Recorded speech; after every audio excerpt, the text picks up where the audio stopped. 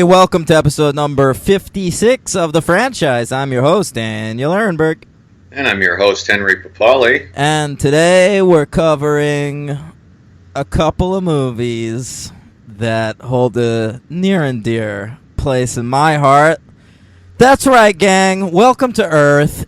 It's ID4 time, apropos of the holiday that you're probably experiencing right this second. Although no one listens to podcasts on holidays. You experienced it a couple days ago. There's somebody listening at a barbecue with us on, like, blasting They're speakers. talking about me! Yeah. Yeah. They turned off the Lee Greenwood CD they were playing to, like, put us through the speakers. Which song is that? God Bless the USA? Yeah. Proud to be an American! Ugh. So we're talking about possibly the most jingoistic franchise of them all. Independence Stole my Day. word. God damn it. Yeah? Yeah. You're going to All pretend right now that you knew about that word before I said it? I thought you might not say that word. I thought you might use one of the many other words to use, like, the synonym for it, but Sure. you picked it. That's all right. Yeah. I took the words right out of your mouth. All right. Independence Day. Let's start right there. ID4. Yeah. By one of my all-time favorite filmmakers, Henry. Roland Emmerich. One of his movies was on TV last night. And Which one? Actually, it's my favorite one by him. Ooh, which one? You're going to guess. Oh, probably The Day After Tomorrow? No, but I do like that one. Probably... It's your favorite? Yeah, but if we're talking Roland Emmerich, it's by far my favorite movie. I like the movie on its own. Like, just but if Roland Emmerich's name is in it, I go, oh yes, that's my favorite movie by him. I don't know. So I saw it in the theater. Stargate? No. What? I'm a little disappointed you wouldn't get this. You're gonna kick yourself. Anonymous? I did see that. The Patriot. Oh, of course it's The Patriot. For fuck's sake. Yeah, that's pretty jingoistic too. Oh yeah, it's ridiculous, but it's so good. Yeah, it's a good movie. Roland Emmerich loves himself some America. He really does. Yeah. For the German man. Yeah. Yeah. Air Mill in that one. But you want to? I mean, he did Independence Day with his producing and writing partner Dean Devlin, making his directorial debut later this year with Geostorm, which I can't wait for. Do you want to talk about Roland Emmerich's career a little bit? I got his stuff up right now. All right, I've seen everything he's ever done except for that weird pro-homosexual movie he made.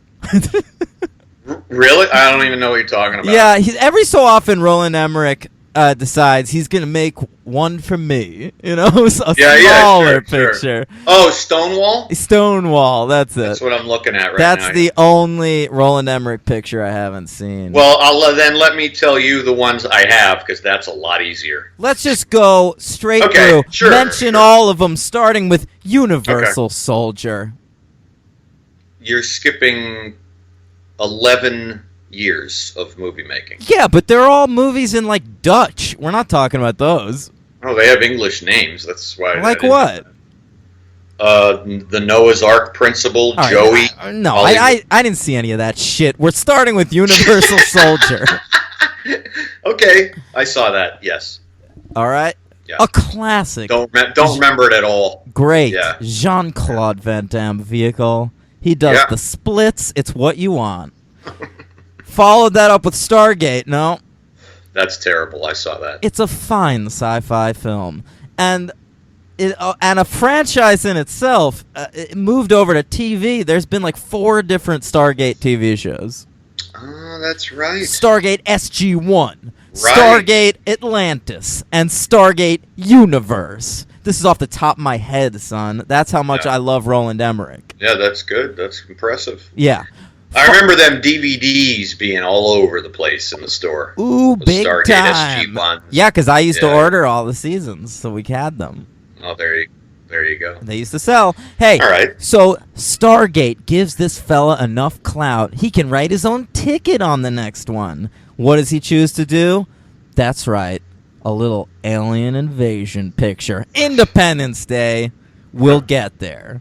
Yeah. Wait, I wonder if I can name all of his movies in chronological order off the top of my head. All right? Do it. All right. Follows up Independence Day. He's handed the reins to one of the biggest franchises ever. That's right. Size matters. Godzilla. Correct. A great movie. I despise that movie. Underrated. I also saw that in the theater. Me too. I've seen quite a few of this fellow's movies in the Because theater. he makes big movies. You can't avoid him. You got to check him out. I guess. Follows up Godzilla, a little bit more intimate. The Patriot. Yeah. Right? Yep. All right. Love it. My favorite Roland. Good movie. Follows up The Patriot. Is that Day After Tomorrow? Yes. Day After Tomorrow, a big disaster movie. It's got tornadoes. It's got ice storms. It's got Jake Gyllenhaal before he got good. That's post Donnie Darko, ain't it? Nah, he's not good yet. Oh, okay. Not till Brokeback. Oh, all right. A year later. Yeah. All right. And even after that, he did like Prince of Persia and shit. All right. After Day After Tomorrow, what is next? Is that Anonymous time? No, you're two before Anonymous. Okay, what's next? I saw one of the two you haven't said in the theater and complained to you vehemently about it, and you were so happy that I saw it, I remember. Wait, that's got to be 2012. Right. Okay, right. 2012, probably my second favorite Roland Emmerich film after Independence Day. Okay, so you missed one. I adore that movie. Okay, what happens in between those two? 10,000 BC. Oh, that's a bad one. I can't give you that one, Roland. I'm sorry. Okay. That's a piece of shit. But then 2012, he redeems himself. A great disaster film with John Cusack and Woody Harrelson going nuts the whole time. And it's great. I love every frame of 2012. Yeah. I was really sort of waiting for that to be over. Didn't you see that? Like, I made you see that, right? I saw it by myself. I saw it on a rainy day on the Upper West Side, that theater on 82nd Street and Broadway, and I think it was just like, I'll go see 2012. But I think that was a DJ Daniel recommendation. Oh, of course it was. I wouldn't have seen it, but I saw it. That's right. All right, after that, he Anonymous. did one. I rented Anonymous, and I liked it. It's crazy, but it's not real. No, but it's well done. It's all right. It's a Shakespeare movie. All right, what's after Anonymous? Is there something big? No, I never heard of it. It's something called. Oh, sorry, it's a TV movie. We'll skip that. Okay. Then we go straight up to White House Down. Oh, of course, White House Down, the better of the two terrorists taking over the White House films of that year. Channing Tatum, President Jamie Foxx. It's great. Hey, if you fuckers out there skipped White House Down and saw Olympus Has Fallen, first of all, I will never forgive you. And second of all, check it out. That wasn't me. No, you didn't see either of them. No, that's a joke. I did. Oh, you did? Oh, you piece of shit. You know that I did. I told you that. I forgot about that. And I didn't think about it at the time, and you told me afterwards. You said, why did you see that over the other one? And I said, I don't know. Why? What was the difference? And you said, because one's Roland fucking Emmerich. And I was like, oh, all right. I didn't even know. But even if you don't like Roland Emmerich like you like me, the difference is that one of them's Gerard Butler, and the other one's Channing goddamn Tatum. Yeah, I think that was one of those movie days where it was like the time I saw what was that fucking Wahlberg film I confessed on air that I saw, that horrible Deepwater Horizon. Something. Yeah, it was one of those situations where there's like, okay, I'll go see that. It was garbage. Yeah, fair. Anyway, Didn't see the next one you named already. I didn't see it. You didn't see it. Stonewall. We skipped Right. that one. And then he followed it up with Independence Day Resurgence, which we'll talk about today. All right? And supposedly his next movie is a Stargate reboot. We'll see how that goes. Yeah. All right, Independence Day, released July 3rd, 1996. Yeah. A budget. I was there, Henry. I'll say that right now. I saw it when it was in theaters. I don't know if I saw it opening day. I saw it twice opening weekend. Okay? You were the very perfect age for that movie. I was 10. Sure. I read the novelization of this film. That's great. Okay? Mm-hmm. President Whitmore's speech that he gives at the end. I used to have it memorized. Well, I can't. I'm speechless about you knowing that speech. Yeah, yeah. No words. All right. We will not go down without a fight. Yeah. All right. A budget of $75 million. A box office take of $817.4 million. All right? That's a force to be reckoned with. That's right. All right. The top 10 movies of 1996. Ooh, and I got my list, too. What do you want to do first? Box office or our personal lists? Let's do our personal lists, because they might coincide with the box office, though. All I right. doubt it. Are we going 10 to 1 or 1 to 10? Why don't we do 10 to 1? Oh, 10 to 1. Changing it up this week. I'm into it. Yeah, and I like I'm very happy with my list. I'm fine with my list, too. Yeah, okay. Number 10, I got Cable Guy. Ooh, good. That's not on my list. I have David Cronenberg's Crash.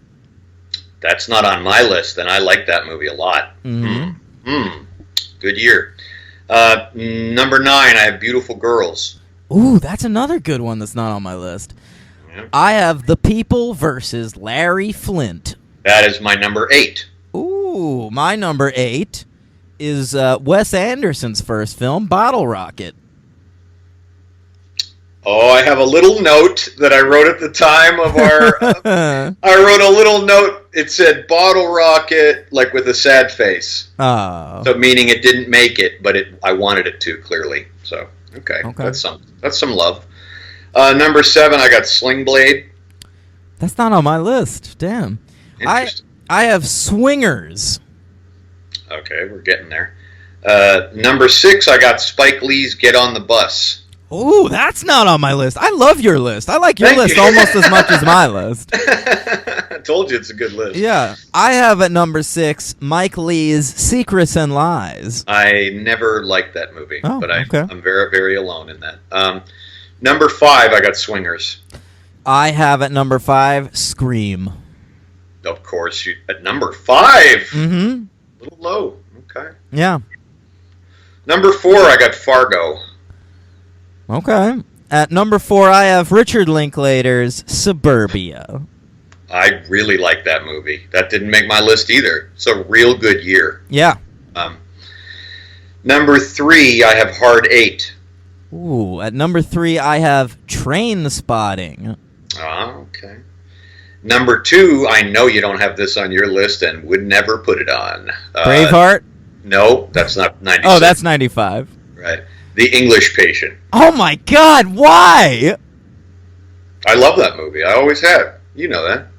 I don't think I did know that. Really? Yeah, The English Patient? Oh, you know I love it. It's World War II. It's epic. It's a romance tragedy. You know, I love that shit. Ugh, I hope you get buried next to Anthony Minghella. I don't think my family could afford. Yeah. I couldn't afford to be buried wherever he's buried. And my number Wait, one movie. my number 2. Oh, sorry. Excuse me. My number 2 is Hard 8.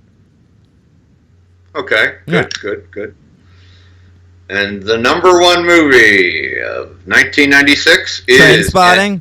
Yep, Yeah, I figured. I have Fargo there. I figured that too. Yeah. All right. Strong lists, guys. Strong Yeah, they really lists. are. They really are, with only about one or two disagreements. Speaking of The English Patient, Independence Day lost the Academy Award for Best Sound to The English Patient. Everything lost to The English Patient. Independence Day did win the Oscar. That's right, Independence Day is an Oscar winner for Best Visual Effects. It beat Dragonheart and Twister for that award. All right, and now the top 10 highest grossing films of 1996. Do you have any guesses? Top 10. Somewhere in that top 10, I bet you, because of the hype, English Patient. No. Fargo. No. Then it probably ain't nothing on my list. People versus Larry Flint? No. I don't know. All right, number 10. Number 10, we have... Let's play the game. We have a pretty small dramatic picture with a young Texas actor playing a lawyer. A Time to Kill. That's it. I like that movie. I saw that in the theater. Yeah, it's a good one. Number 9, we have a real farce. A real door-slamming farce for you. Uh-oh. There's Hawaiian shirts. There's funny mustaches. Jeez. And there's gay people. In and Out? No, that's a good guess. I think that's 97. The Birdcage. The Birdcage, that's right. Sure. Number 8, starring a black comedic actor and also a black comedic actor? Again? That's got to be, what, Bad Boys? No, it's the same black comedic actor. Wait, and also the same black comedic actor again? Oh, Big Mama's House? It's the Nutty Professor. Oh, okay. Yeah, I'm. That's not for a while. The one I said. Yeah, okay. Nutty Professor. Sure. Yeah. All right, number 7. Oof. Number 7. If Roland Emmerich is the best buildings falling down director in Hollywood, this is a film directed by the second best one. Ooh.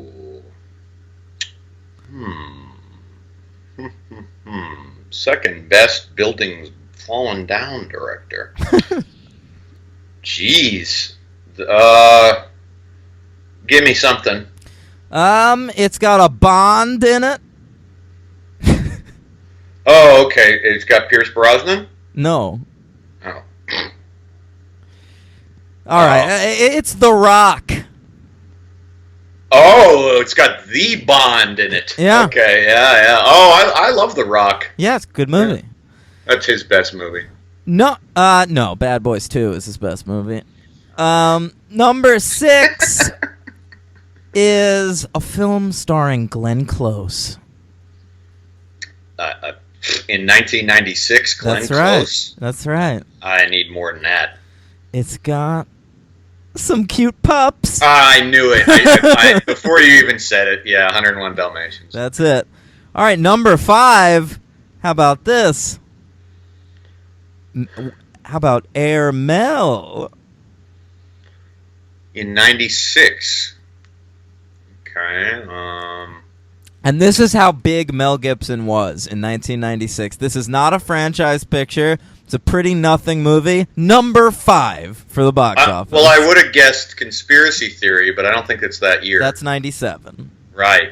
I know. Not a good movie. Ransom. That is Ransom. Yeah. Give me back my son! Yeah, not a good movie.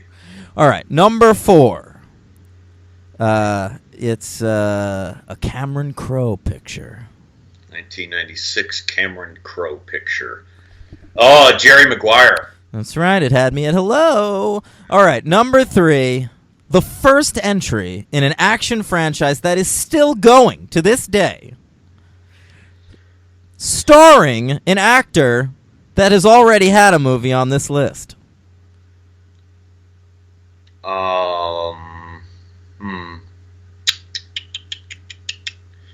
I don't know. It's Mission Impossible. Oh, sure. Boy. Yeah, I love that. I saw that in the theater. That's how big Tom Cruise was at the time. He's got the number 4 and 3 movie on this list. Oh, okay. Yeah. All right, number 2. It was nominated for Best Visual Effects with Philip Seymour Hoffman. Ooh, an early Philip Seymour Hoffman. Somewhat early. Yeah. Directed by the DP of Die Hard. John de Bont directed a Philip Seymour Hoffman movie in 1996. That's right. And I've already mentioned it. Oh, geez. You've already mentioned the movie? Yeah. I don't know. Hurry your ass, it's Twister. Oh, I never remember Twister, ever. That's not the first time that movie's come up, and I never get it right. I don't even think I ever saw Twister all the way through. All right, and number 1 is Independence Day, so let's get into it. Yeah. All right? Let's The do it. plot of Independence Day. Some alien spaceships come around. They hover above all the major cities in the world. Yeah. And it's up to America to deal with the problem. Because this is not a globe-trotting movie. This is an America-trotting movie. Absolutely. So we're dealing primarily with 4 main characters. We've got, here he is, the President of the United States, James Whitmore, played by Bill Pullman. Yeah. All right? Yeah. Bill Pullman. First of all, I disagree with your first statement. There's about 20 main characters. But there's 4 that we're dealing with primarily. Okay. All right?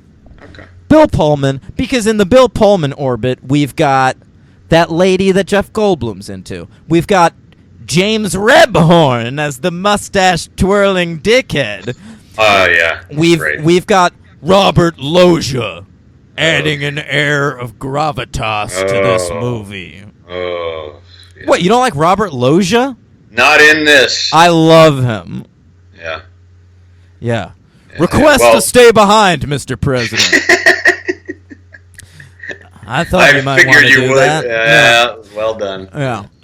Okay. We've got second main character. David Levinson, a Jew, played by Jeff Goldblum, a Jew. And, in his orbit, we've got Harvey Fierstein as his boss. Oh. We've got, hey, Judd Hirsch, I'm just farting around this movie. Hey! I'm a schlemiel. You're the only person trying to get out of the White House. We're the only people trying to get in. Oy vey! Yeah. Oh. Okay.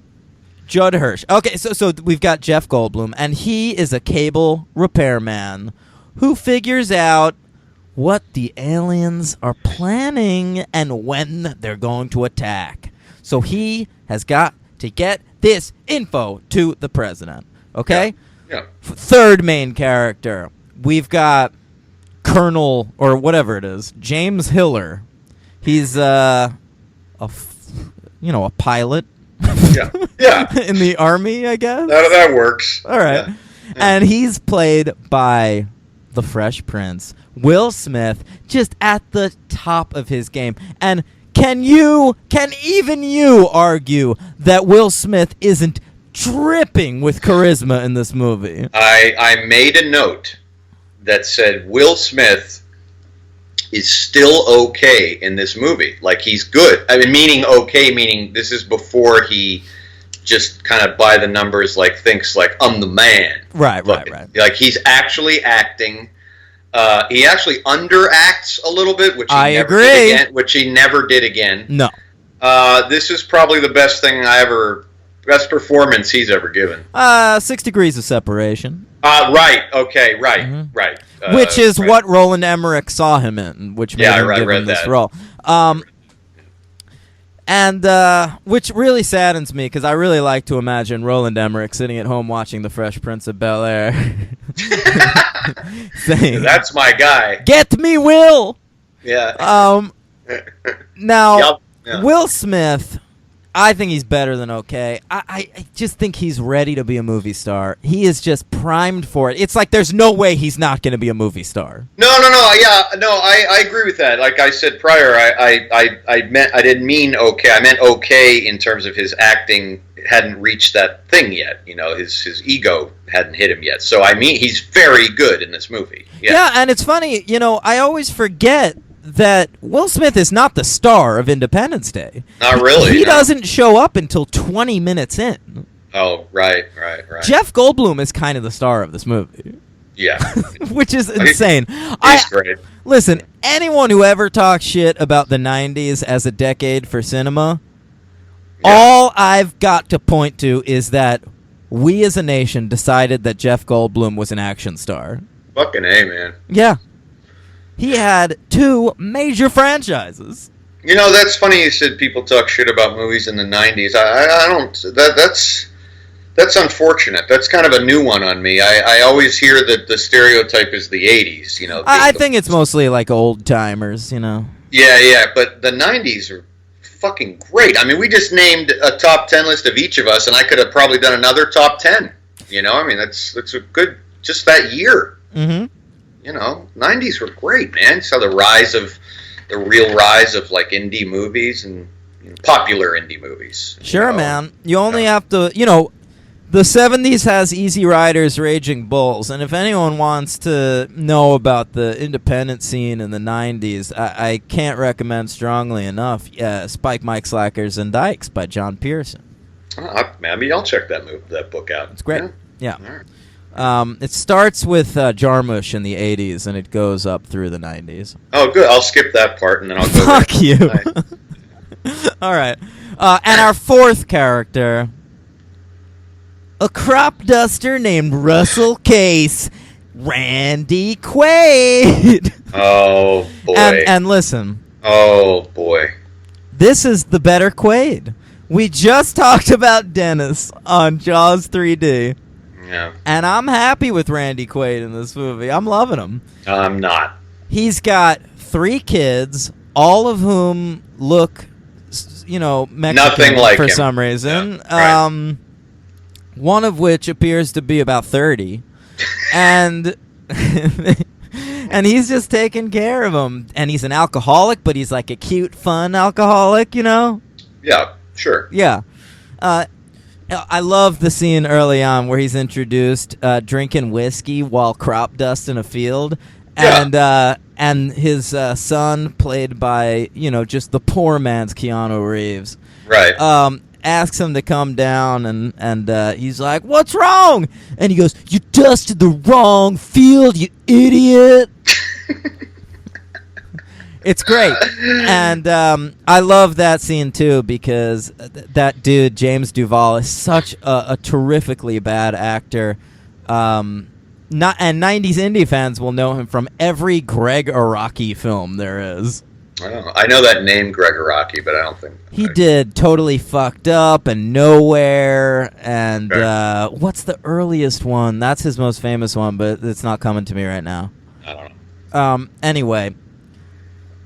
Listen, let me shut up for a second because the people out there know I love Independence Day. It holds the fuck up. It's a great movie.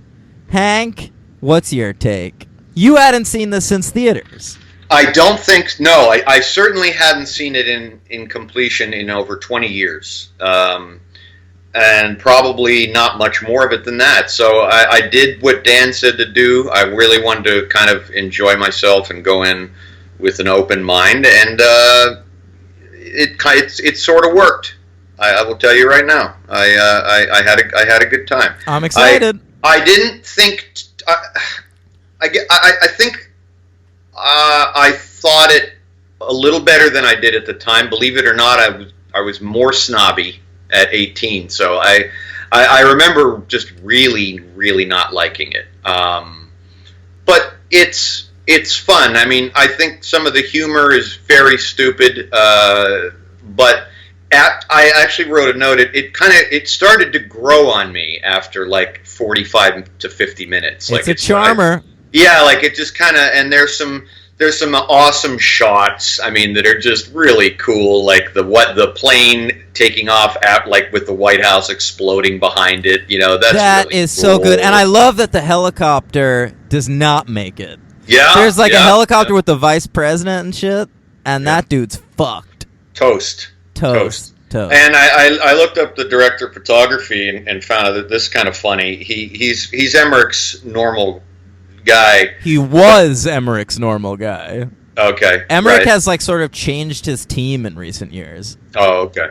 But he also shot a few Verhoeven movies, which made sense to me. That does make sense. Roland Emmerich and Paul Verhoeven come from similar schools. Emmerich is a little more on the earnest side. Oh, yeah. Sure. But but the main thing this guy shot was, with this movie's come up before for like another reason, for another obscure credit. Maybe it was the music, I don't know. But the main movie that I knew the cinematographer, he shot Rob Roy. Rob Roy.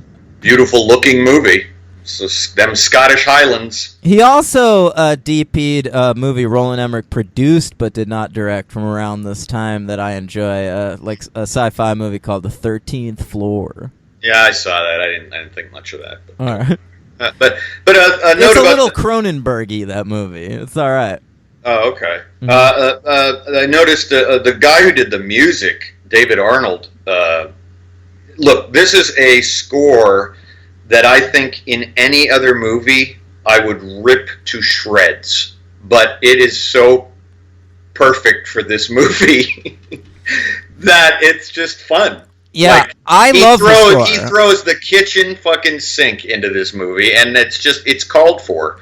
But the guy has a lot of credits. I mean, he did Stargate, he did like 5 Bond movies, including Casino Royale. Yeah, so Shaft, Zoolander, Too Fast, Too Furious, Godzilla, and a couple of terrible Pierce Brosnan Bonds. But Die Another Day, I know he did that one. Right, and World Is Not Enough, and Tomorrow Never Dies. Oh, so most of them. Yeah. Right. Okay, the score of this movie I think is great, and I think it's intentionally fucking insane because I think you're right. I read that Roland Emmerich asked this guy, like, just make it American as fuck.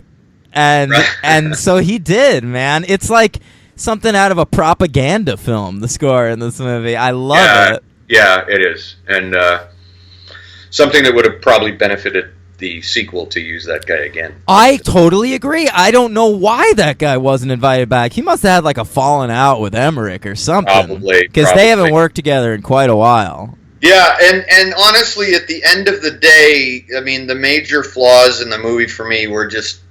I think it's sort of silly to criticize the plot in a movie like this, where some of the acting and some of the characters were just intolerably irritating. What character is irritating in this movie?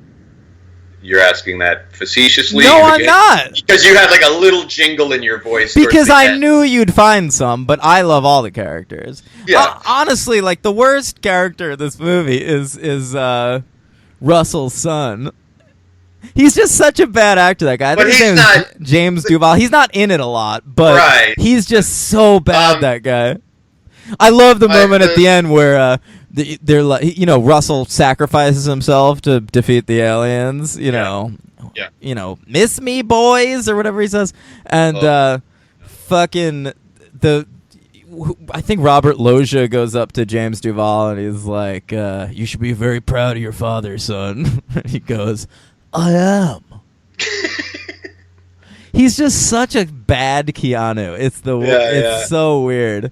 Well, I found Randy Quaid very, very irritating, and I don't have a problem with Randy Quaid. I love him as Cousin Eddie in the Vacation movies, and he's kind of playing Cousin Eddie in this. Yeah, but it doesn't work for me. Like, I don't think anything he does is funny or amusing. I think Harvey Fierstein is just fucking terrible. I can't disagree more. I adore Harvey Fierstein in this movie to the point, Henry.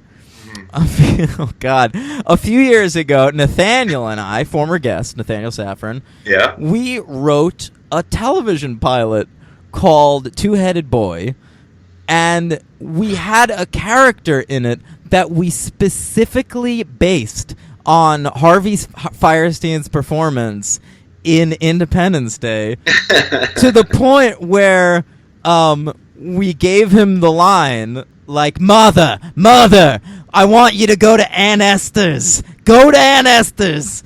And, I mean, that's a line from this fucking movie. The whole thing, I just adore Harvey Fierstein. You know, forget my lawyer.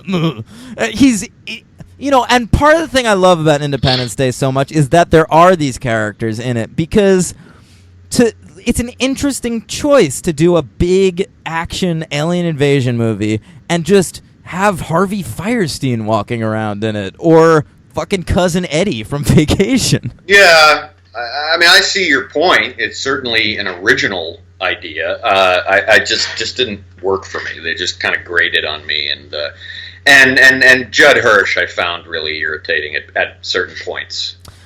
See, that's another one I like. But, just have fucking the guy from Taxi just Jewing around this movie. You want any of the characters I liked? Yeah, I do. I loved Jeff Goldblum. I love him so much. David Levinson is a great movie hero. I agree. I did not remember at all, but I was very impressed by this Margaret Collin. Yeah, and where is she in the sequel? Yeah, like, I'm fine with her replacement, but... Who, Charlotte Gainsbourg? Oh, yeah. Yeah, but it's weird, because a lot of this movie is about Jeff Goldblum and this Margaret Collin sort of rekindling their love. Yeah, no, you're right. It'd be nice to have seen her, for sure. Yeah, or at least gotten an update or something. Yeah, or maybe see her portrait hanging on the wall. Yeah, right. Oh, man, we'll get there.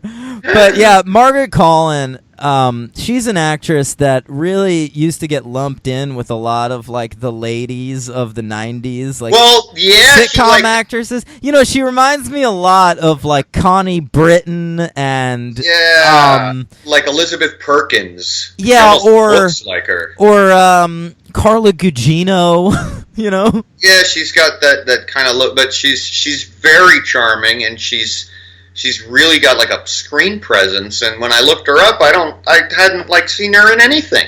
You know, I mean, she's done stuff, but I just haven't like seen her in anything. That's the kind of thing where today she would have gotten roles off of being in this big hit movie, but back then we didn't really give a shit about ladies. So that's true. Yeah. And, you know, we didn't give a shit about women who were like 40. Yeah, you know? She's kind of the female lead of this movie. Yeah, for sure. Yeah. And by the way, this movie, I mean, the women could have bigger roles, but they're really well cast. I really like Mary McDonnell in this movie as the First Lady. She has a dynamite death scene. Yeah. Yeah. And I like Vivica Fox as the hooker who is happy. She is not a hooker. She is a stripper, Henry. There's a difference. There is. She's a no. We'll get to that in 2. Yeah, we sure will. That was okay. Weird. That's fantastic. Our character arc. But Vivica Fox. We get Harry Connick Jr. telling Will Smith, "You're not gonna make it as a space pilot if you marry a stripper. You know I love Jasmine." But Jasmine is her name. Yeah. Oh, I forgot about little Harry. That's right. Yeah, Harry Connick Jr. He dies a shocking death, which made me very sad when I saw this movie. How does he die again? You know, they're like. They mount an attack on the aliens, and the only two that survive are Will Smith and Harry Connick Jr., and they're trying to escape. Right. And then Harry Connick Jr., you know, he's a real maverick, so he's trying some crazy move, and he, like, goes up too fast or something, and he gets shot down. Remember? Oh, okay. Remember this? Right. Yep. Harry Connick Jr. doesn't get to sing in this movie, sadly. I love Oh, Harry that would've Connick been a Jr. nice He's little charming touch. as shit. Yeah, I like him. I like him in Copycat. Oh my god, he's so bad in Copycat. Yeah, he's a serial killer in that such movie. a bad movie. Yeah, that's such a bad movie. Yeah. But he's great in this, doing his Cajun accent. Hey, oh, and they have that whole bit where they, you got your victory dance. I've got it right here. See, remember we talk about how I can't quote from movies. I can kind of quote from this movie. Kinda. You sure you don't have a script supervisor standing next to you? No, I know lines from this. That's great. So it brings me to my third person that I liked, which I was the most hesitant about going in. I'm ready. That's Bill Pullman.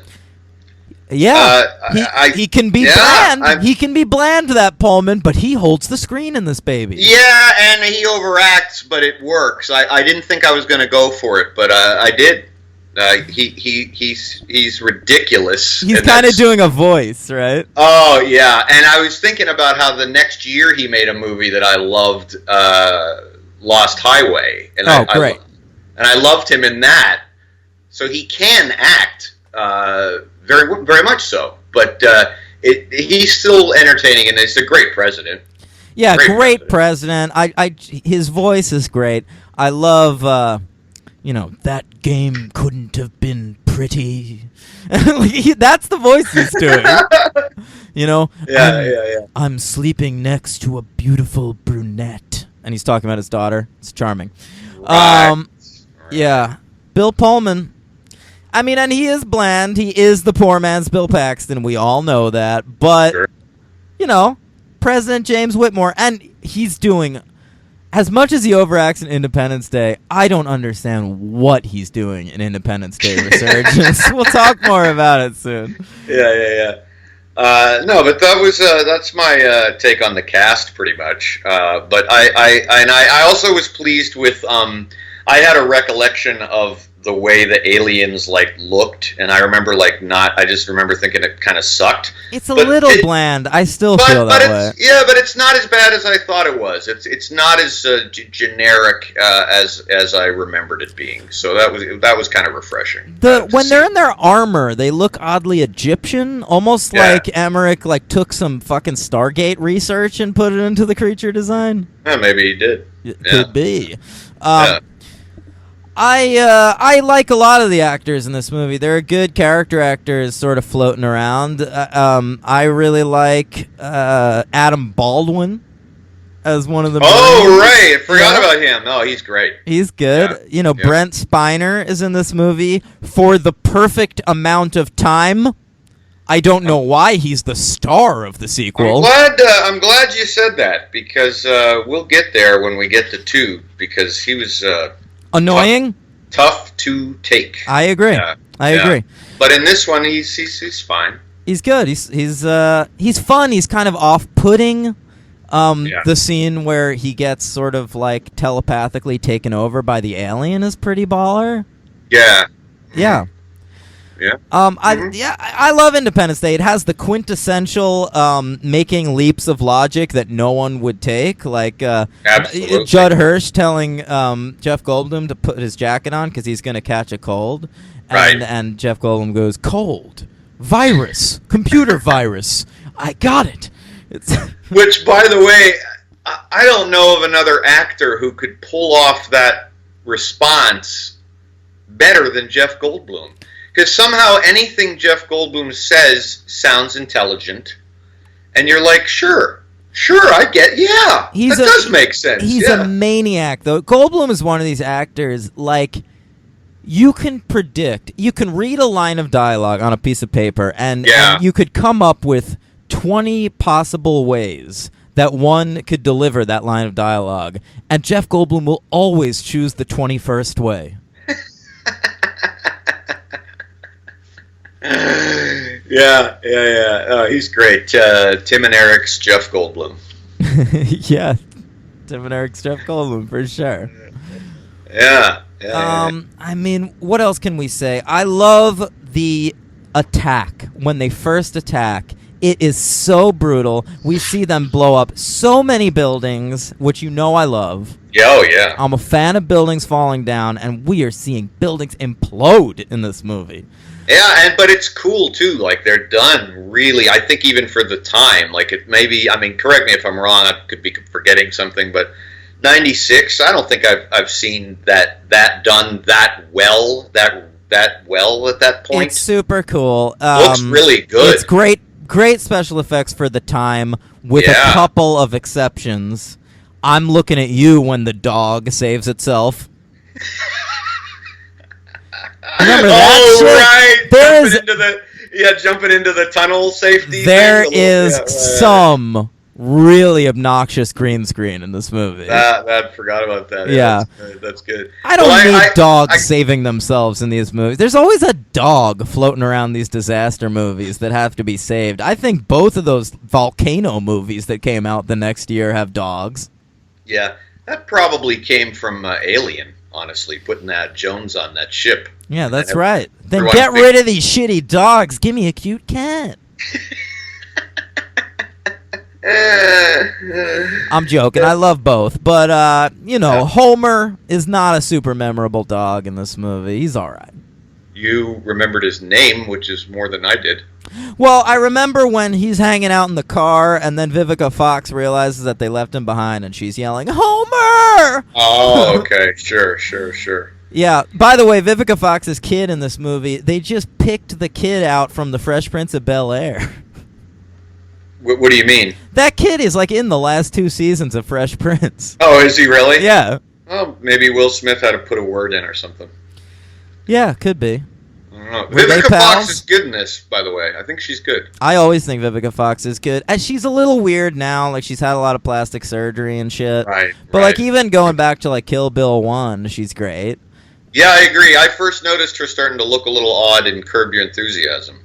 Yeah, right. She's good in that, though, too. Oh, she's hilarious. Yeah, but now her career, like, she's in the Sharknado movies, and I saw her on a season of The Celebrity Apprentice. Mm-hmm. Where our president fired her.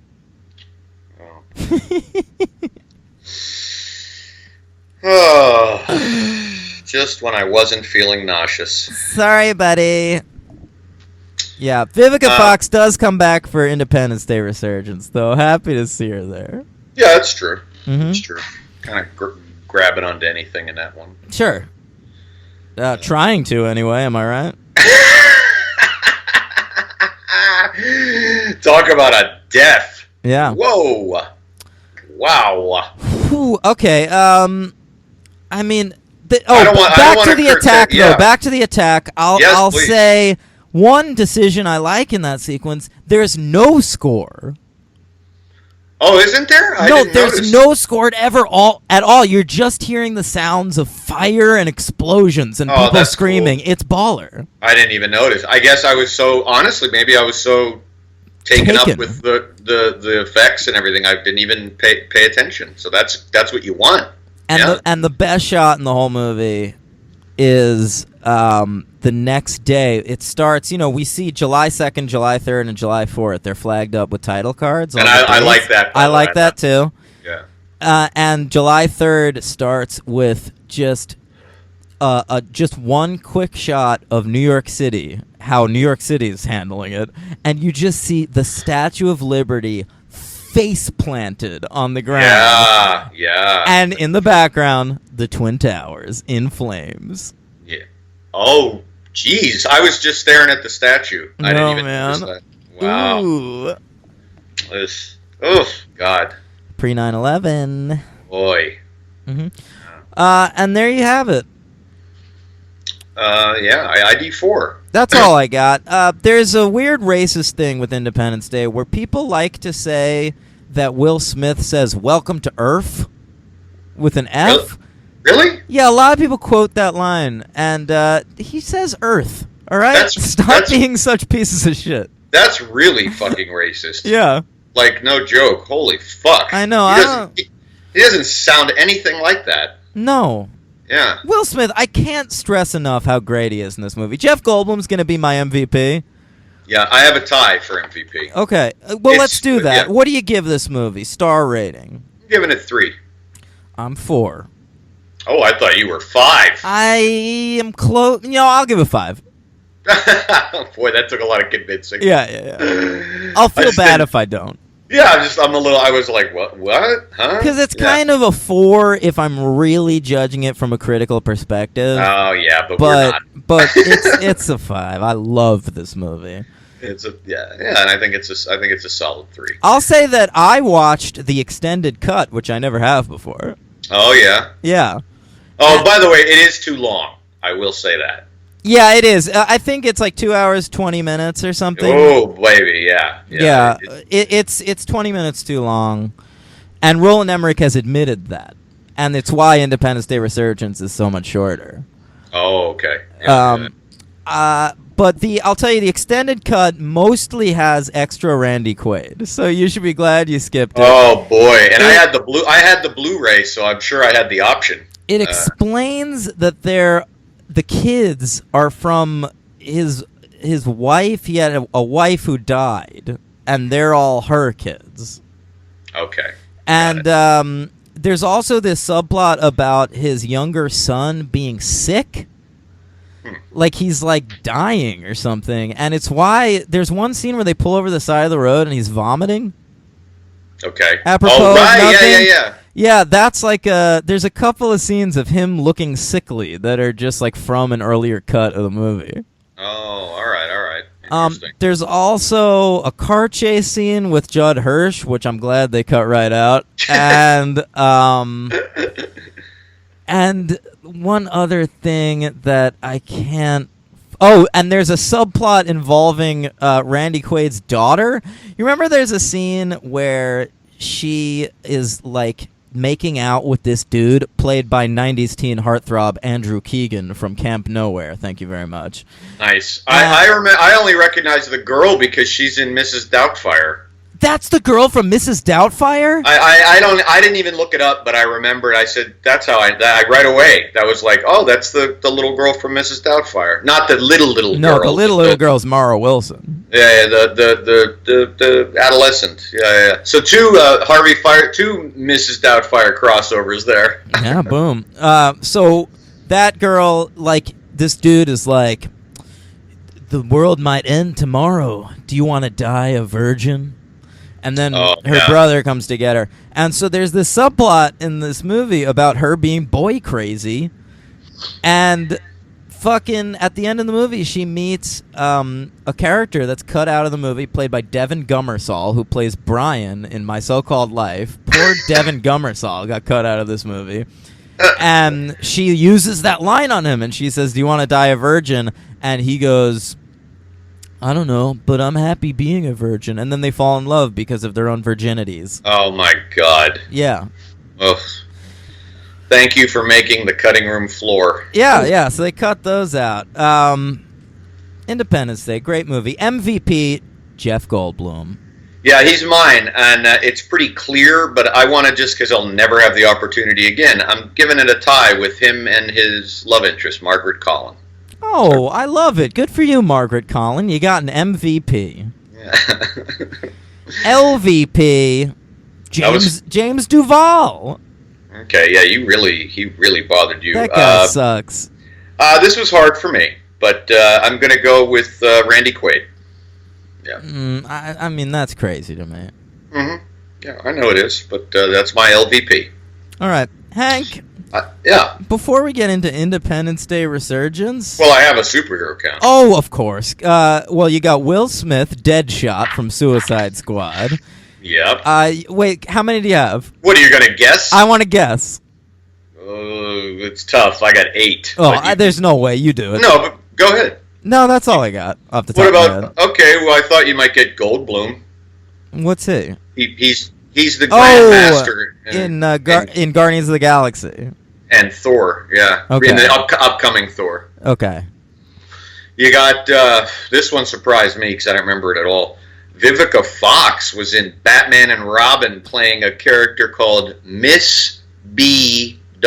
Haven. I remember her. She is she's always trying to bang Mr. Freeze in that movie. And I remember there's one scene where Mr. Freeze blows her off, and she has the great line, "Talk about your cold shoulder." Good for you. Yeah. I'm going to run through these next two quickly because they're all cartoons. Hurry up. Yeah. Adam Baldwin. Boy, a lot of character work. He's played Green Lantern. He's played Superman. He's played Metamorpho, and he's played Vance Astro in a Hulk cartoon. Do you know that? Yeah, kind of. Yeah, he gets a lot of nerd work because he was on Firefly. Oh, okay. And then Brent Spiner. He's played the Joker, Purple Man, Silver Surfer, and the Riddler. Interesting. I could see him as the Riddler. That's not bad, actually. Yeah, so one played all heroes, pretty much, and the other one played all villains. We got one of the captains, one of Robert Loggia's Loggia. Loggia's goons. Wait, why'd you hate Robert Loggia so much? He's just a little too much. He's like the Bill Pullman performance, but without like the charisma or something. I don't have anything against him as an actor generally. He bothered me in this movie. Yeah, R.I.P. Robert Loggia. Yes, true. Yeah. His right-hand man, Bill Smitrovich, was in Iron Man playing, another general. Okay, yeah, I guess that's what he does. And we've talked about these two guys before, the final two here. Leland Orser and Tracy Walter show up in the same scene when they have the alien on the table and it comes to life. I think they're just like deliberate cameos, and I recognize them, and they're not even listed in the main cast. So Leland Orser from Daredevil, the movie, playing Wesley, and Tracy Walter playing the Joker's right-hand man in the 1989 Tim Burton Batman. I recognized Leland Orser, but not the other one. Yeah, and he also played in a cartoon, the Puppet King in Teen Titans. In Teen Titans? Yeah. Oh, I'm thinking of the Puppet Master, a very good Fantastic Four villain. I don't know, no. Puppet King. Jesus. Yeah, there you go. That's that. Hank, I need to give you a Henry minute. Why is that? I really have to pee. Oh. All right, you talk. All right. So needless to say, folks, I had to find these movies because unlike Dan, I didn't own them and I had no recollection. And I actually got them. I don't always watch these movies in high definition, but I was able to get these two on the Blu-ray from the library. And it was a very nice experience to see a movie from 1996 on Blu-ray because while I do own several movies, talk a little for a second about The Transfer. It was an excellent transfer. So if you're an Independence Day fan, this is the kind of movie that Blu-rays are. I mean, there's many types, obviously, that Blu-rays are made for, but definitely try to check Independence Day out on Blu-ray because it just brings out what's actually a very well-shot, well-directed movie. So that's my little Henry Corner minute, and I did see the second one also on Blu-ray, but that didn't really matter two shits. So I'm back. No big hurry on that. Perfect timing. Okay. Hey, we didn't talk enough about this big speech. How'd you feel about that? I mean, it's fucking ridiculous. I know it's. I suppose it's meant to be, but I'm not really sure. I took it at the time, I think, to be pretty genuine, and I think it still is genuine. But as a moviegoer, it's might also be the times we're living in. It's hard to shake being annoyed at that kind of thing. But today we celebrate our Independence Day. Yeah. Right. That's all you got for that? Yeah. Well, what'd you think of it? I mean, what do you like about it? I just think it's such a bold, big moment. It's the kind of moment that would have been in movies in the fucking 40s. I dig just throwing that in here. I like how oddly patriotic ID4 is. And well, it's funny. I think when I was watching it, I was thinking though, because they do a lot more of this in the sequel, but I think I would have liked it more if they would have incorporated other countries into the fight. Well, and, yeah. and maybe even into the speech, it just would have made a little bit more sense. But Yeah, because it's about existing so as a global community. right. Like just even a line, like a throwaway line. There's a really bad moment late in Independence Day, the first one, where it's like another country, and they get a Morse code from America, like telling them how to defeat the aliens, and he goes like, "Finally!" Like other countries are just sitting around waiting for America to figure shit out. That's funny. Yeah. Because we have all the best. Mm-hmm. We have the most tremendous. America! Fuck yeah! Yeah! Independence Day Resurgence. And boy, was it a resurgence. Yeah. Directed by Roland Emmerich. Written by Roland Emmerich and Dean Devlin. That's what you want, right? Nope, 3 more writers. Nicholas Wright, James A. Woods, and James Vanderbilt. Nicholas Wright and James A. Woods, 2 actors that have never written before, and are both in this movie. Oh, didn't know that, but I did know that James fucking Vanderbilt wrote Zodiac. So James Vanderbilt wrote Zodiac, and for that we are forever grateful. But after Zodiac, he went off and just sort of became like a for-hire guy. Like, yeah. I think he wrote like The Amazing Spider-Man 2 and a bunch of shit like that. That's too bad. Yeah. That's what he does. Okay. I think maybe he has one other good movie if you look him up, but I'm not sure. This was released June 24th, 2016. Hank, I was there. Oh, yes, I'm sure you were. I was not. Yeah, I saw it in theaters, I believe opening night, with some friends in Williamsburg. And I was drinking in the theater. We smuggled in some whiskey. So it was fun, actually, watching it sober. Because I remembered the first half of it really well. The last half is a little hazy. A little blurry at the end. Yeah. Shut up, naturally. Yeah. We have a budget here of $165 million. Relatively low, actually, for a movie of this stature today. That's a good point, yeah. A box office of $389.7. You know, it's not what they wanted. To put it mildly. And I believe it only made like $103 million in America. It did most of its business overseas. Oh boy. Yeah. Wow. Yeah, that's a disappointment. Will Smith is not back. No. Decidedly not back. And decidedly not back for sure. So at first they were going to make these 2 sequels to Independence Day back to back. They were going to call them ID Forever, parts 1 and 2. The studio, as it turns out wisely, said, guys, let's see how the first one does. Will Smith was asking for $50 million to come back for the 2 sequels. So 25 for each movie. And Emmerich, to his credit, I guess, said too rich for my blood. But I kind of think they would have done better. If Will Smith isn't the box office draw he once was, but there's a nostalgia factor attached to Independence Day. Definitely. And I think it's largely because of Will Smith. I don't think bringing Jeff Goldblum and Bill Pullman back is enough for general audiences to get excited. Yeah. I think you're right. Yeah. Especially for the age range too. I mean, I don't know who they're going for, but there's going to be obviously a much younger contingent of people who might not even have fucking seen the first one. Yeah.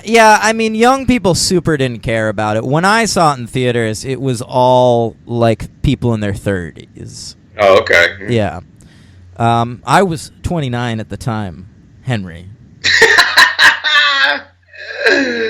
Yeah, okay. All right. You didn't count. No. Right. No. Did you have to be accompanied by an adult? I should have been. I was with some adults. Yeah.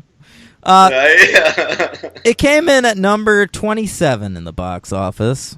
Ooh. just ahead of The Conjuring 2 and a better alien invasion movie, Arrival. Both those movies are much better than this. I agree. Mile.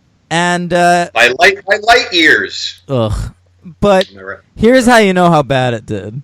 Independence Day Resurgence came just behind the Angry Birds movie and Bad Moms. Oh boy. Yeah. Yeah. Sometimes you got to wonder if the executives look at that list and sometimes are even more pissed privately than they are outraged publicly by the dollar value.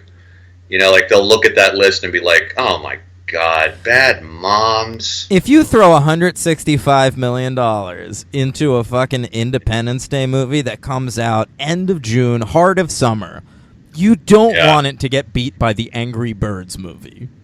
No, that's shameful. It's shameful. Yeah, that's shameful. Henry, It's shameful. I am right now on the podcast going to unveil my best of 2016 list. You asshole! I don't have it. I would have done that. You can do it for next episode if you want. Okay, I thought we were going to do it together. All right, well that's fine. I'm glad you have it done. Yeah, I didn't do mine because I was waiting for you to kind of give me the green light to. Oh, I'm sorry. I should have texted you. That's all right. I'll do it next week. All right. First, I have some honorable mentions. All right. I'm excited. I'm an audience member right now. Okay. Yeah. Honorable mentions include Midnight Special, 10 Cloverfield Lane, Woody Allen's Cafe Society, Shane Black's The Nice Guys, Shark Movie The Shallows, the best horror picture of the year, Don't Breathe. All of a sudden we're doing like 10 honorable mentions. It's just because I just made this list. All right, so these are see. on my long list, and Arrival and the documentary Tickled. Okay, here's my top 10. Here's my top 10 for real. You ready? Yeah. You want me to go 10 to 1? Yes. Number 10, I have Pop Star, Never Stop, Never Stopping. Okay, I didn't see it. Andy Samberg. Right. Lonely Island. At number 9, I have Yorgos Lanthimos' The Lobster. Oh, I loved it. Okay. At number 8, Jim Jarmusch's Patterson. Didn't see it. Yep. Okay. At number 7, I have Richard Linklater's Everybody Wants Some. Didn't see it. Okay. At number 6, I have Nocturnal Animals. Yes. A Henry recommendation. I might have skipped it. Yeah. Oh, okay. Good. Yeah. I love that. Number 5, Kenneth Lonergan's Manchester by the Sea. Oh, yes. Number 4, I have American Honey. You told me a lot about that, how much you liked it. I remember that, yeah. Number 3, Best Picture winner, Moonlight. Okay. Number 2, I have Hell or High Water. Fuck yeah. Yeah. And at number 1, I have an 8-hour documentary by the name of O.J. Made in America. That's great. That's a very indie-centric list. Very indie-centric. But there are several on your honorable mentions and in your top 10 that will be on strictly my top 10. Mm-hmm. So I will tell you, number 10 well done. Was between Pop Star and The Shallows and The Nice Guys. Those were the three I was considering. Check out that Pop Star. That's the best comedy in a couple of years. Oh, okay. Yeah. All right. I watched it twice in one day, Henry. Oh, well, that's fun when you want to see something that quickly. Yeah. Again, yeah, especially a comedy. Yeah. Okay. I've done that in a long time. No. Independence Day Resurgence. Hey, they're back, the aliens. It's the 20th anniversary of the War of 1996, as it's being called in this movie. And we've got President Seal Award having a celebration. Why is Seal Award in every movie that we cover? It's the third time, I think. Yeah. I don't know. No complaints. No, she's fine. Oh, she's great. She's not fine. She's good, man. She's good. She's really good. She's got that little scene in Gone Girl, and she's like she's just great. She's so good. I like her a lot. I don't get why she didn't get more. Well, she got a lot of TV work. A lot right? of TV work, yeah. Yeah. Well, that's fine. At least she got some work. Sure. So it's the 20th anniversary. The world has converted to using alien technology for almost everything. It's a futuristic version of the present over here. And very odd. Very odd. It's an odd choice, but it's kind of interesting. And so we're celebrating. We're bringing back President Whitmore. Bill Pullman's a crazy person with a beard now. Yeah. Jeff Goldblum is globetrotting. He's sort of like Indiana Jones or something in this Yeah, movie. he is. He kind of is. Yeah.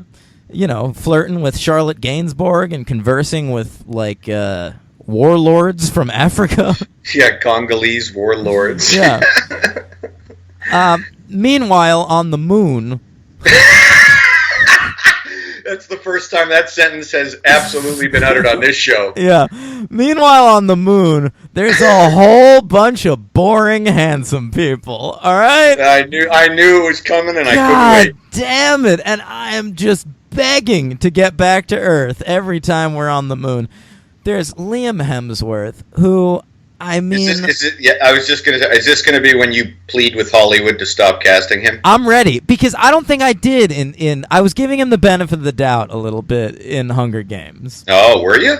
All right. I think I don't like him in those movies. I like Hutcherson a lot more, but he is obnoxious in this movie. Yeah. He's so bad. His American accent, it's like he's not even trying. He's just this fucking Australian guy hanging around this movie. Hollywood, we already have one Hemsworth, and he's great. Yeah, it's true. I have never seen such a disparate,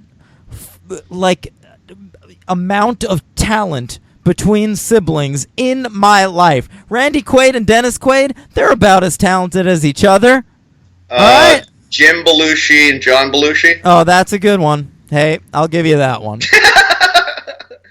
That's a fun game, actually, but yeah, okay, sure. All the Baldwin brothers except Daniel are good.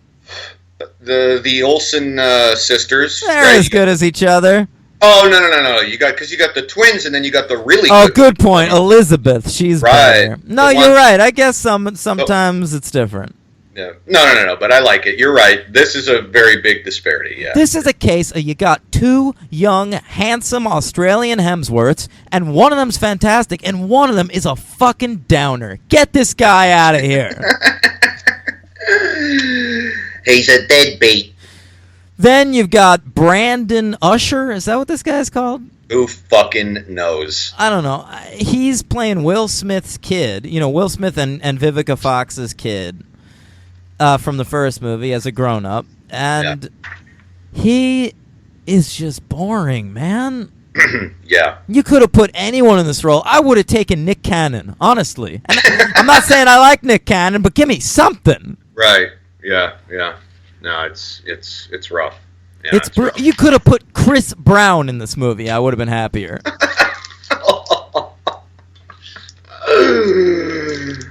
I don't think Rihanna would have been too happy. We don't need to bring Rihanna into it. I know why you did, but Chris Brown. No, you know what? Sorry. Chris Brown is not talented enough at anything to still be allowed to be famous. Yeah. Yeah, no, I hear you, man. I hear you. All right. Anyway, quick word about. Go ahead. About who? Yeah. Nothing. I was going to say I had the DP. Nothing. Oh yeah. Nothing Well, he's a new Emmerich edition. He's using all new people now. I think White House Down was his first movie with this new crew. Okay, because that explains the music by these two Germans, because they seem to just work on his films. So I don't understand. There's like no trace of the Independence Day score in this movie. They should have just reused the exact same goddamn score. Yeah, it's bad. Like in Jaws 2 or something. Yeah, right. Some traces. It's bad. Yeah. I'm not done with these boring kids. Oh, okay. All right. The Australian guy, he's got a yuckster sidekick. Right. All right? A real prankster. And he's obsessed with this Asian girl, played by apparent Asian sensation actress, credited as Angela Baby, one word. All right, apparently they put her in for Chinese audiences, and they were mad that there wasn't more of her in this movie. Oh, okay. Oh, it is a bummer. And then the worst offender as President Whitmore's kid. We've got Maika Monroe, who's not even that bad. She's the best of the younger actors in this movie. She's actually my MVP. That's insane. But I like her. I had seen her only in a couple other things. I saw her in It Follows, but I didn't remember her in that. Yeah, she's good in It Follows. She's a good actress. But she's really good in that movie I've told you before to check out on Netflix, The Guest. Oh, right. She's excellent in that. And I think she has a lot of charisma. I have a big problem with this casting. Okay? Like across the board? No, this particular actress. Oh, okay. Because the actress who played the kid, James Whitmore's kid, in the original movie, is an adult actress now, very reputable. Oh. Mae Whitman. Okay. She was one of the leads on Jason Katims' Parenthood, the TV show. Oh, all right. And also was on Arrested Development. And she was the female lead in sort of a surprise comedy hit a year or two ago called The Duff. And I don't understand. It would have been so cool. Yeah, but maybe she didn't want to do it. Maybe she didn't want to be associated with it. No, I mean, no. It sounds like it sounds like from what you're naming, she's having like a rather reputable career. So she's tweeted about it. Believe me, if she was offered a role in Independence Day 2, she would have done it. Oh, really? Yes. Okay. All right. But I'll tell you what, she's grown up and she's pretty, but she's got kind of offbeat looks. She's a little short. She's not perfectly skinny. Right. And so they cast this tall, hot blonde. Yeah. It's kind of a bummer. Yeah, but okay, that's valid. I mean, I didn't know any of that, so that might have. I don't know if it would have affected my decision because I still really think this girl's good. I think she's fine. I've got nothing against Maika Monroe. Please go have a career, but. For a movie that seems desperate, so desperate to bring back actors from the first movie, that Robert fucking Loggia, his decrepit corpse, shows up for a second, and he has no lines. Why not bring back Mae Whitman? I had a note, Robert Loggia is dead. Yeah, I mean... Yeah. Mae Whitman looks as different as she did in the first movie as Vivica Fox does. Yeah. So just bring her into this thing. Robert Loggia looks as different as Robert Loggia does in the first movie. I mean, yeah, he just... Ugh. I mean, that was actually sad. He's all skin in this movie. Like, they just cut to him and it's like, who's that jowly fella? Oh, it's Robert Loggia. He's got like a painter's easel holding him up. I mean, that was just... He's fucking decrepit. Oh, man. Whew. Yeah. Judd Hirsch didn't even look as bad as I was expecting him to look. Judd Hirsch looks exactly the same for some reason. He looks a lot older, but not a lot older. Yeah, it's true. It's true. He's still working that Hirsch, man. He's on a CBS sitcom that just got renewed for a second season. Oh, really? Yeah, it's called Superior Donuts. Oh, yeah. I'll have to check that out. I thought the special effects in this movie were great. It's the same as the first one. There's a couple of bad green screen moments. Yeah, but they're pretty good, man. It was hard to spot. I mean, we just got done doing one of the best looking outer space movies ever, which was Prometheus. Like, everything in that movie looks amazing. Yeah. So it ain't that, but it's different. But it's really good. I mean, it doesn't look like Attack of the Clones or something. I mean, it's the giant alien at the end looks fucking baller. Yeah. Yeah. Yeah. Yeah. And I just thought, I thought all of that stuff looked good. I did want to get back to something you said that was very funny that I didn't make a note of it, but I should have. when you said they refer to it as the War of 1996, that to me is so fucking hilarious. It's a little embarrassing. It's like, really? That's what that war was known as? I thought it might be known as, I don't know, that the Alien War, or that time that we got invaded by extraterrestrials, or no, that war from 96, the one in between the Gulf War and the Iraq War, that one. Yeah. Galaxy War, maybe. Yeah, which war are you talking about? The one from 96. Yeah, but what was going on? I can't remember, but it was a big war. That was very lazy. Yeah, it'd be like calling 9/11 Building Gate or something.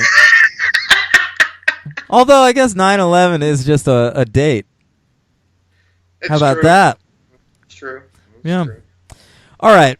How about this? Let's talk about it. The movie begins right off the bat. I'm laughing. We get a voiceover of Bill Pullman's speech from the first movie. Classic. Just to remind you and the audience why you're there. All right? And then just a big fucking portrait of Will Smith. It is so funny. It made me laugh so hard in the theater, and the whole theater laughed. The whole theater was yucking it up at that. That's great. And you know what's so funny? You told me, I can't remember if you told me on air or off air, that there's a portrait of him in this movie. I think on air, because I laughed also when you see Roy Scheider in Oh, there you Jaws go. Yeah, 4. yeah. Right. But I wasn't ready for the prominence and the side, and it's like a full body portrait. Yeah, it's like I thought it would be like a small little, like the Scheider one, like it's not like we're panning past it. Like there's a big shot of a painting of Will Smith. Oh my god, it is funny. Well, he must have got money for that to use his likeness. I gotta imagine. Yeah, he got something, so he made out anyway. Yeah. So everything's bigger and better in Independence Day Resurgence, right? The ship is so big it has its own gravity. Yeah. And then when it lands down on America, Seal awards like one of the lieutenants or whatever. Oh, by the way, William Fichtner, one of my all-time favorite character actors. Totally agree on that one, man. Yeah, says the ship will touch down over the Atlantic, ma'am. And she goes, "Which part?" And he goes, "All of it." Oh, baby! Yeah, love William Fichtner. I first remember seeing him in Heat.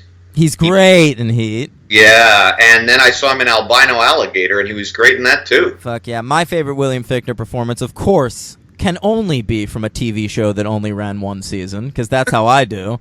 And that show is Invasion. Oh, okay. Oh, apropos. Yeah, true. A great show. Vivica Fox shows up. She was a stripper in the first movie, right? That's what I thought.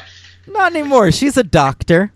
Yeah. Uh-huh. They often say when you're in a strip club that the most common thing strippers say is, "I'm in nursing school," and it's kind of a running joke throughout the history of the strip clubs, and this time, no joke, my friend.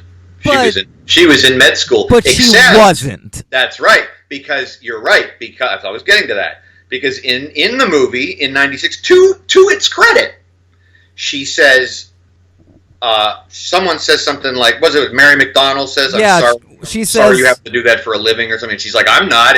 It pays the bills," or something. I don't know, right? Something like that. Yeah, she goes, "So what do you do?" And Vivica Fox says, "I'm a dancer." And she says, "Oh, I love the ballet." Right. And Vivica Fox goes, "Exotic dancer." Yeah, and she's fine with it. Yep, she's fine. Yeah. But we're not fine with it. No. She has to be a doctor now. And she's super not a doctor. Like, she's not in med school in the first movie. Because, like, that would have been Will Smith's defense to Harry Connick Jr. when he's like, "You can't marry a stripper, buddy." Will Smith would have been like, "Well, she's in fucking medical school." Yeah. It's not like she's playing jazz piano in her spare time, asshole. Yeah. No, she's a doctor. Yeah. Yeah, she's a doctor now and dies immediately. It's But like Roland Emmerich wanted to have her back for this movie and then was just like, ooh, she looks weird. Let's kill her off. But I gotta say, that's a good death. It's pretty good. A building collapses around her. Well, like the helicopter's going in for the rescue and they're all getting on, and I honestly, I was like 50-50 on, is she going to make it on there? She might. And then when she doesn't, the vantage point of her just falling into the falling building, that was cool. It's good, and it comes out of fucking nowhere. It's a little bit like that Amanda Peet death in the second X-Files movie that we did. Oh, yeah, right. Yeah. Let's talk about Judd Hirsch. He's back. He's on a fishing boat. He outboats the alien invasion. That was amazing. I got to confess, I really did think he was going to die. Me too. But no, we can't have him die. He's got to survive. He's written a book. He hasn't been in touch with his son for a while, but he knows that in the event of an alien invasion, he's got to go see my David. My David. But what an asshole. Can we talk about his book? How I Saved the World? Yeah. Well, he did give Jeff Goldblum that idea. Oh, he man. said you might catch a cold. I don't think I'd ever talk to him again, if I was Jeff Goldblum. Jeez. Listen, let him have his 15 minutes of fame. What else does this guy have going for him? In the first movie, he's fucking... he's playing chess in Central Park. True, but he's got a boat, man. Yeah, from those book fees, man. Yeah, well, that's a good point. Yeah. That's a real good point, yeah. So he grabs these kids. He finds these 4 rando kids driving around, and he picks them up.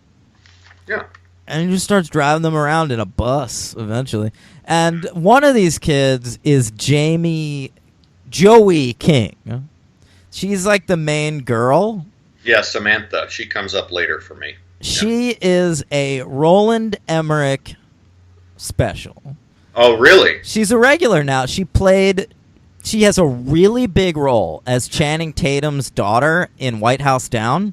Okay. And she's super good in that movie. She's like MVP caliber in that movie. Oh, all right. And I think she's really good in this too. And she really has no reason to be in this movie. I just think Roland Emmerich likes her.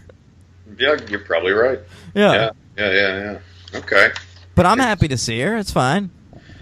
I didn't know her from Adam, so yeah, I didn't recognize her. But yeah. Well, what else you got on the kids? Oh, nothing. Just her. Let's talk about Pullman. Pullman's back. He's got a big beard. He's given a real twitchy performance, like being around the aliens too much affected him in some way mentally.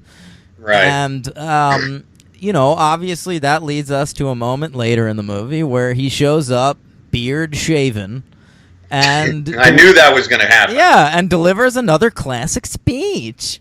Yeah. Bill Pullman. I think he has dentures at this point, though. It looked like he was having a tough time delivering those lines. I don't know. Yeah, I don't know. There was something off about him. I agree. Yeah. The performance wasn't there. I'll say Jeff Goldblum is just still dynamite. He is, and he's just so great. It's just like, he must just be, I guess, in real life, just a very happy guy, and just like happy to, probably like a lot of fun on set, just eccentric. He must just have a good time. I read that he plays music on the set. He walks around with an acoustic guitar and just like sings songs. If that was any other actor, I would say that's the most obnoxious anecdote I've ever heard. Jeff Goldblum. Right. Can you picture him on the set of The Fly, like falling apart on his body, and him just like walking around singing Arlo Guthrie or something? I would love it. I would absolutely love it. And he's proud of the Independence Day pictures. He's talked about how David Levinson is one of his favorite characters he's played. Well, that's cool. And did you know that he has a son that was born on July 4th? I didn't. Yeah. There you go. I love it. I love Jeff Goldblum. But I will say he's like the only returning actor in this movie that's giving a performance of the same caliber as the first one. I think Judd Hirsch is pretty good. Bill Pullman's a little weird in this movie. Vivica Fox is a little weird. Yeah. Robert Loggia's basically dead. And which brings me to Brent Spiner. Let me quickly mention Charlotte Gainsborough. Charlotte Gainsbourg. She's great. She's great. Serge Gainsbourg's daughter. That's right. I have no idea what she's doing in this movie. Yeah, why do I say Gainsborough? I don't know. Stupid. She's great. I don't know what she's doing. She's she's completely wasted as a character. I mean, I think she could have had some fun. Yeah, she's just Jeff Goldblum's love interest, basically. Yeah, but she doesn't have even as much to do as. Margaret Collin was playing an actual character. Right. This is just Jeff Goldblum's love interest. It's true. That's true. Yeah. So anyway, go ahead, Brent Spiner. Wait, I'll say Charlotte Gainsbourg. It was interesting for me to see her in this movie because I know her primarily as a musician. Sure. She has 2 really good albums. The first of which was produced by the band Air, and the second of which was written and produced by Beck. And they're really good. And yeah, I've heard parts of both. A couple of her albums, and I loved everything. So yeah, but I don't own anything. But yeah, but like the only movie I'd seen her in before this was fucking Lars von Trier's Melancholia. Me too. It's really weird to see her in this. Yeah, that's what I thought of when I saw her. I thought of the Melancholia. Yeah. Yeah, I was like, what the fuck? Is Jeff Goldblum gonna bang her on a golf course? Another movie about the end of the world. Spoiler alert. A better movie. No kidding. Mm-hmm. No kidding. That movie's so good, by the way. That it's on my top 10 of that year. It's number 1 for that year for me. I'd say it's better than the first Independence Day. Ooh. How about that? Yeah, well, I obviously agree with that. But yeah. Okay. So Brent Spiner's back. He appeared to die in the first movie. He plays the scientist Brackish Oaken. We find out his first name is Brackish in this movie. I'm sorry, that's not a name. That's a word. You can't... No parent would name their child Brackish. It means unappealing and gross. Oh, boy. Yeah. And he wakes up out of a coma in this movie. We find out he's gay because it's 2016. We have to be woke, right? And he just fucking sucks in this movie. He is awful. He sucks all the life out of it. He gets the most screen time out of almost anybody. It's true. And I just can't take it. I'm really glad you felt that way. I wasn't sure, if you would just go for the kookiness, but no, you didn't. You're with me. Yeah, he was a LVP by a long shot. He's my LVP too, and he's so important. He figures out how to defeat the aliens. We get this big scene where of course we need a mythology in this goddamn series now, so we find out where the aliens came from and that they were battling a different alien race and shit. Which was part of the coolness of the first one. It's just a total mystery, and who cares? I agree. It's the same as when they try to, in the Halloween series when we're connecting Michael Myers to the Druids. No. Yeah, right, it's scarier when he's they're just a bunch of aliens. Where the fuck did they come from? We don't know, but they're trying to kill us. Right. Yeah, we don't need to talk. We don't need to bring Carl Sagan in here and try to explain. We don't need to know about how they need the molten core of our planet. It's obnoxious. I hate it. I've used that word 3 times in this episode. Yeah, it's very brackish. It's brackish, and he gets the final word of the movie. The movie, of course, ends on a cliffhanger. Right. The third one was going to be about interstellar war between us and the aliens, and frankly, I never need to see it. Part of me wants to see it because it ends on a weird cliffhanger, but it seems like the next movie would have totally centered around Liam Hemsworth and the kids of the characters from the first movie. Yeah. And I don't need it. No, I don't need it at all. Yeah. I didn't need this one, but yeah. Especially not. Well, is it going to happen or not? It's not going to happen? It didn't do well enough. I don't see them making another one. Maybe in 2036? Maybe. I hope Jeff Goldblum's still around. Judd Hirsch will still be there. Yeah. He'll just have completed season 20 of Superior Donuts.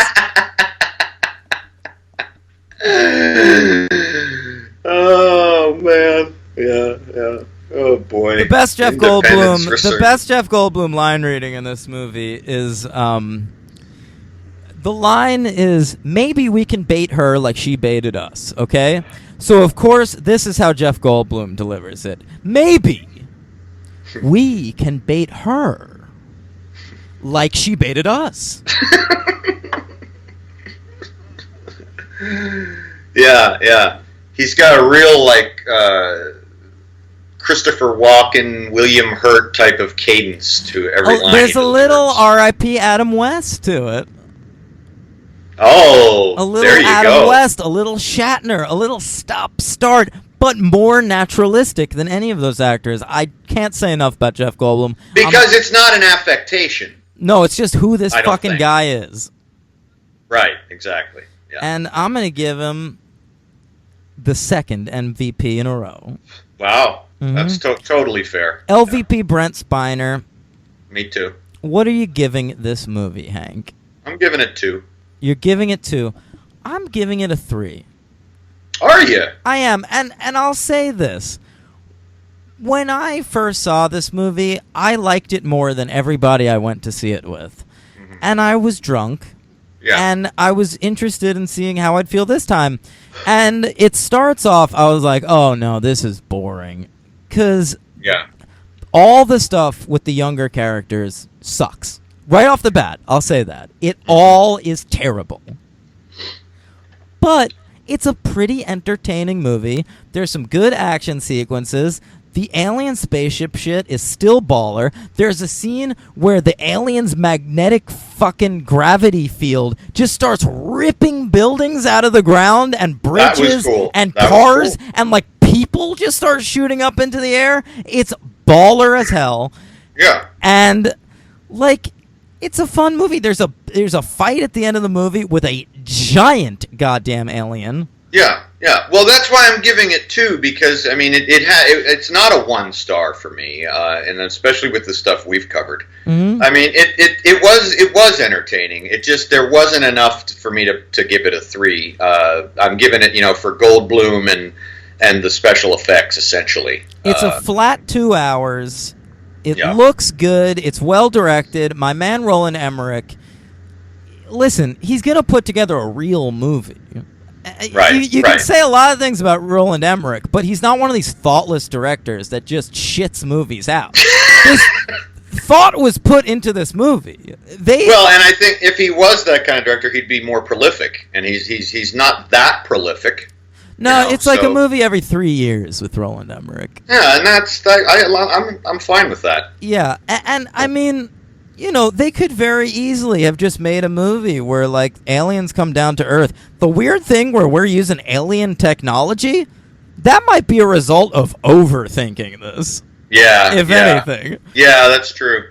And so, God bless Roland Emmerich. I love him. I'm a big fan. He's my favorite disaster movie director. And, he makes movies I can get behind. And I can, as a fan of Independence Day, get behind Independence Day Resurgence. Okay. All right. Sounds good. And that's it for me this week. You have anything else to say? I got a 5 on the supers. Can I ask you, will you ever watch Independence Day again? Which one? The first one. I might. I love it. Yeah, I might. I don't know if I'd throw it on, but if it was on, I think I might stick with it. Yeah. Every year around 4th of July, I watch Independence Day and Jaws. So I've seen this movie over 20 times. Yeah. Wow. And you're not a rewatcher. I'm not a big rewatcher. So, yeah. So it should say something. All right, what's the superhero? 5? Yep. We got William Fichtner was in The Dark Knight. I remember him. I'm always just psyched to see him when he shows up, and I remember that being no different. That's right.